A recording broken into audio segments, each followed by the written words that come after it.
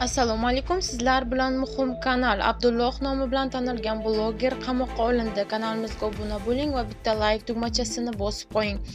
Abdulloh nomi bilan tanilgan bloger Yugay Valeriy qamoqqa olindi. Bu haqda Ichki ishlar boshqarmasi matbuot kotibi Bobur To'laganov ma'lum qildi. Bildirilishicha, ijtimoiy tarmoqlarda Abdulloh nomi bilan tanilgan Toshkent viloyatida yashovchi 26 yoshli shaxs 2024-yilning oktyabr-noyabr oylarida Koreya Respublikasida bo'lib turgan vaqtida o'zining ijtimoiy tarmoqlardagi ommaviy sahifalari orqali millatlararo nizo keltirib chiqarishi mumkin bo'lgan milliy qadriyatni tahqirlovchi hamda diniy e'tiqodga ko'ra fuqarolarni kamsituvchi so'zlar bilan O'zbekiston Respublikasi fuqarolariga nisbatan qator haqoratli chiqishlar olib borgan.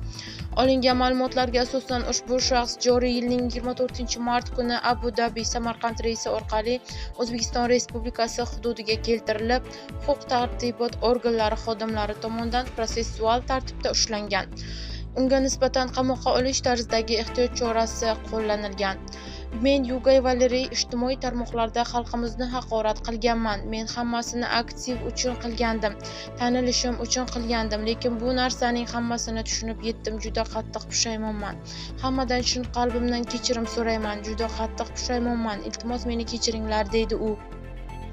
Qayd etilishicha, mazkur holat yuzasidan Yugay Valeriyga nisbatan Jinoyat kodeksining tegishli moddalari bilan jinoyat ishi qo'zg'atilib, hozirda tergov harakatlari olib borilmoqda.